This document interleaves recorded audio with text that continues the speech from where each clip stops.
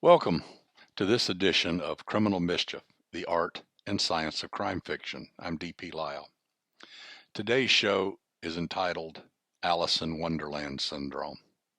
Boy, that sounds intriguing, doesn't it? Let me give you this. One pill makes you larger, and one pill makes you small. And the ones that mother gives you don't do anything at all. Go ask Alice when she's 10 feet tall. That's the opening stanza of the great Jefferson Airplane song called White Rabbit, written by the marvelous Grace Slick. It was on the equally marvelous Surrealistic Pillow album, which I think I wore out 2 or 3 copies of in college and medical school because I listened to it over and over and over again. Every song on it was fantastic. But this song defined the airplane. It defined Haight-Ashbury. It defined the 60s.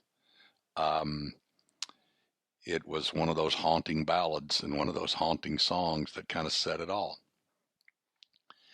And then there's this wonderful question that I received from an excellent writer and my dear friend Frankie Bailey. This was actually published in Suspense Magazine as part of my recurring Forensic Files column. And I titled the question, What Drugs Might Cause Side Effects in My Character with Alice in Wonderland Syndrome?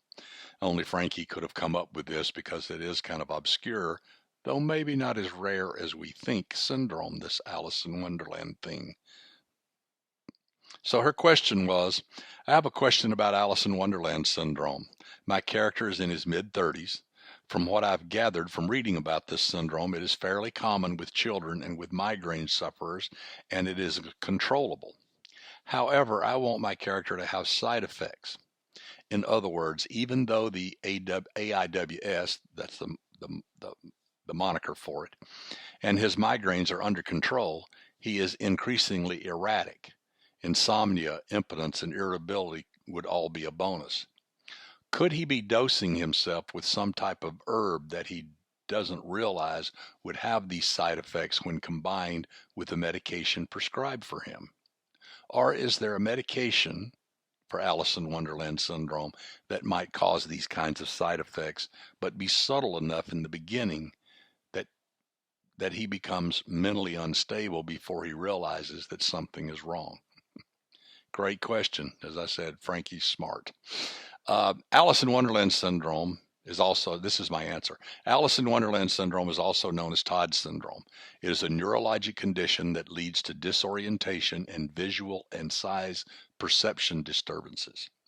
This means that their perception of size and distance is distorted, much like Alice after she descended into the rabbit hole and consumed the food and drink she was offered. AIWS is associated with migraines and tumors and some psychoactive drugs and other things. It is treated in a similar fashion to standard migraines with various combinations of anticonvulsants, antidepressants, beta blockers, and calcium channel blockers. The anticonvulsants, such as Dilantin and the benzodiazepines, such as Valium and Xanax, and the antidepressants, such as the SSRIs like Lexapro and Prozac, the MAOIs like Marplan and Nardil, and the tricyclic antidepressants like Elavil and Tofranil, all have significant psychological side effects. Anticonvulsant and antidepressant drugs always do. And these side effects can be things such as insomnia, irritability, impotence, confusion, disorientation, delusions, hallucinations, and bizarre behaviors of all types, some aggressive and others depressive. This is a smorgasbord. Beta blockers can cause fatigue, sleepiness, and impotence. Calcium channel blockers, in general, have fewer side effects, at least on the psychiatric level. As for herbs and drugs, almost anything that would cause psychiatric effects could have detrimental outcomes in your character. Cannabis, mushrooms, LSD, ecstasy, and other hallucinogens could easily make his symptoms worse and his behavior unpredictable. So your sufferer could easily be placed on one of the anticonvulsants one of the antidepressants or a combination of two of these drugs and develop almost any of these above side effects in any degree and in any combination that you want. This should give you a great deal to work with. And that last little bit is in general true. Medications that are given to people for all kinds of things, whether it's blood pressure or cholesterol or diabetes or whatever, they all have side effects. Virtually all of them do.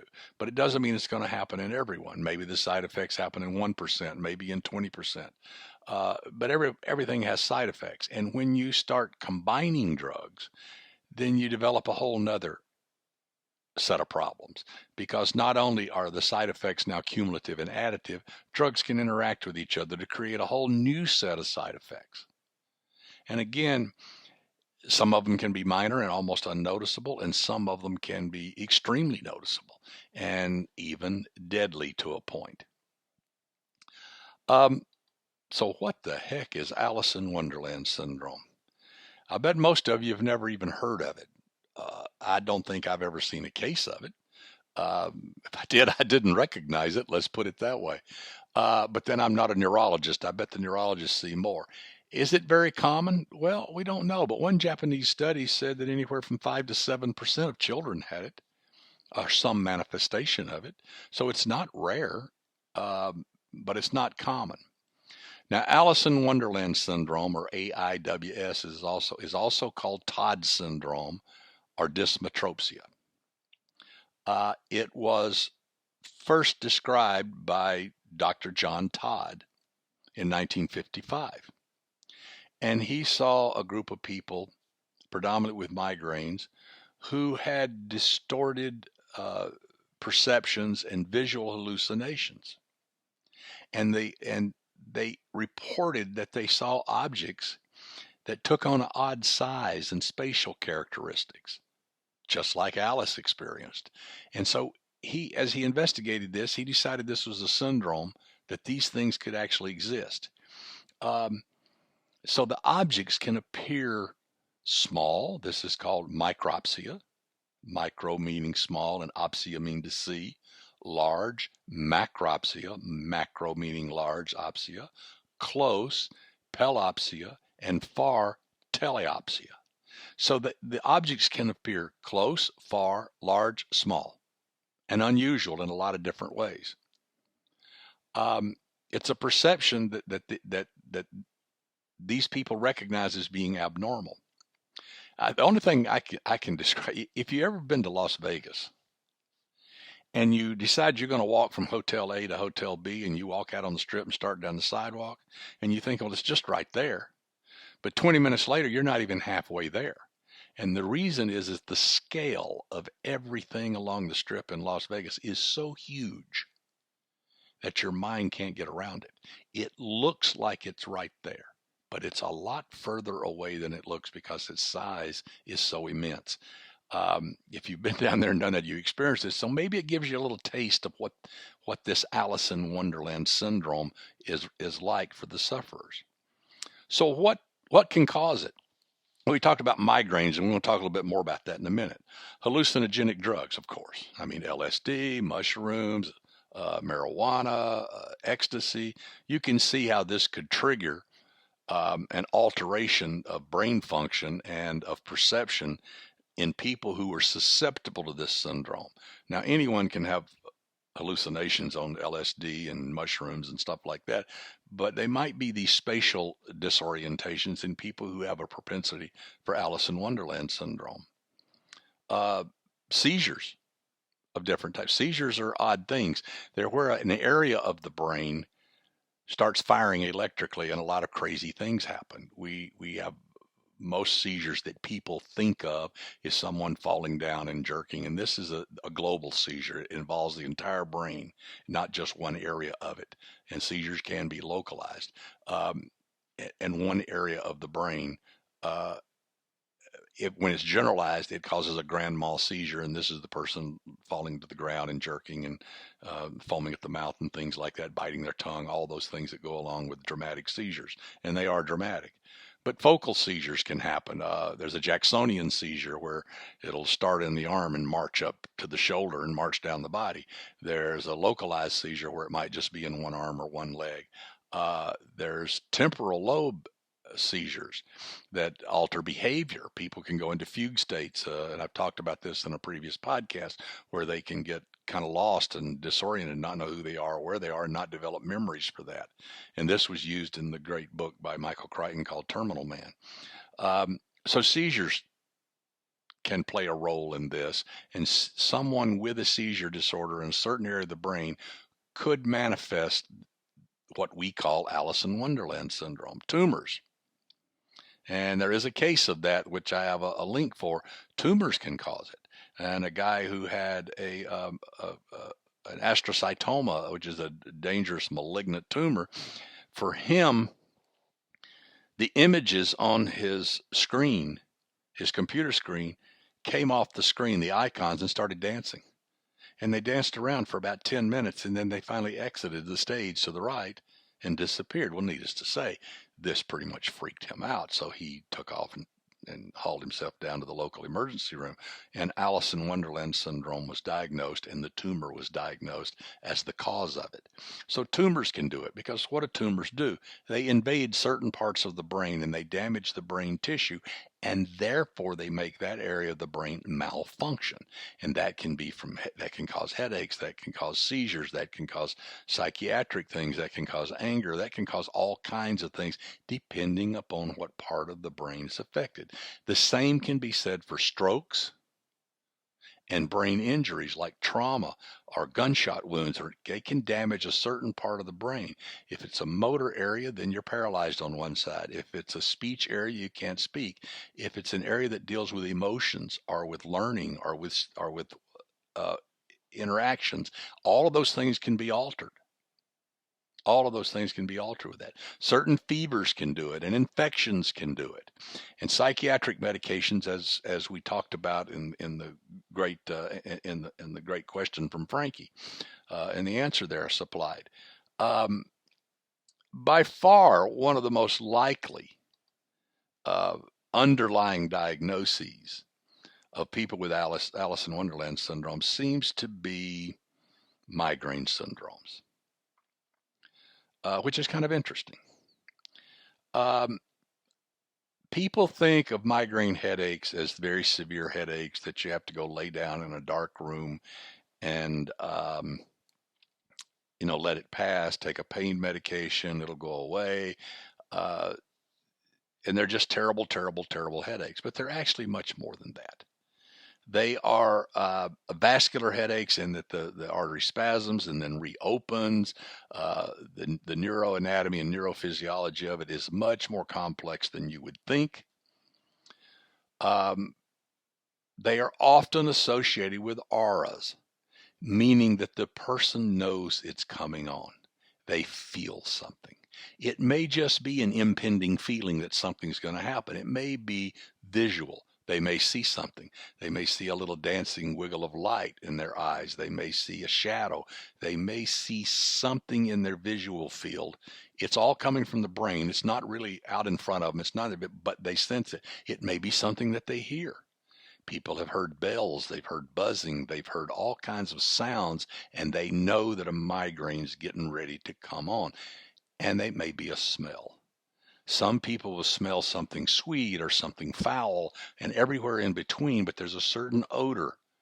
And these people, they sense this aura and they know that their migraine is getting ready to hit. And it usually comes closely after the aura. People also have these before seizures sometimes. People who have epilepsy and treated or not, they know sometimes in some people when it's getting ready to hit because they have one of these auras or premonitions, if you will, by these signs and symptoms. So migraines affect the brain in a lot of different ways. And one of these is Alice in Wonderland syndrome. It can be part of a migraine syndrome. And the symptoms that people get are quite varied. In other words, they might see that parts of their body look much bigger or much smaller than they are. They may hold their hand in front of their face and think it's a mile away or only an inch away when it's really 2 feet away. So their perception of size and space is distorted. Straight lines, things that they know are straight lines, may suddenly appear wavy. And things that are supposed to sit still move. Your remote control may get up and dance in front of you, or like the guy with the tumor, the icons may come off his computer screen and dance around. In his case, it was a tumor, but migraine sufferers can do that too. Three-dimensional objects may become flat. Things may change in color and tilt or waver or fall on one side. People and objects may look very distorted and stretched out or compressed. Colors may be very bright and very vivid. Almost anything can happen. And this Alice in Wonderland syndrome is this distortion of what you see in size and distance. Large, small, near, far, in typical.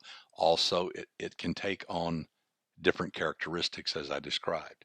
So it's a fascinating syndrome. Even more fascinating, Lewis Carroll, who of course wrote Alice in Wonderland, was known to have migraines. He suffered from them quite severely. In his own diary, he reported having visited a guy named William Bowman, who was an ophthalmologist, and he went to see him because of visual manifestations he was having during his migraines. And so the supposition is, or at least the thought there, is that he himself might have had Alice in Wonderland syndrome. And he created Alice and that whole story down the rabbit hole from his own experiences with his own migraines. Fascinating. A fascinating little slice of medicine, a fascinating little slice of literature, and a little slice of history. And it all makes sense.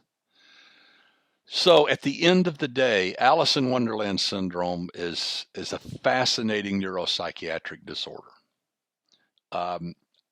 As I always do on my show notes, I have a lot of links to it so you can go learn more about it, what it is, how it works.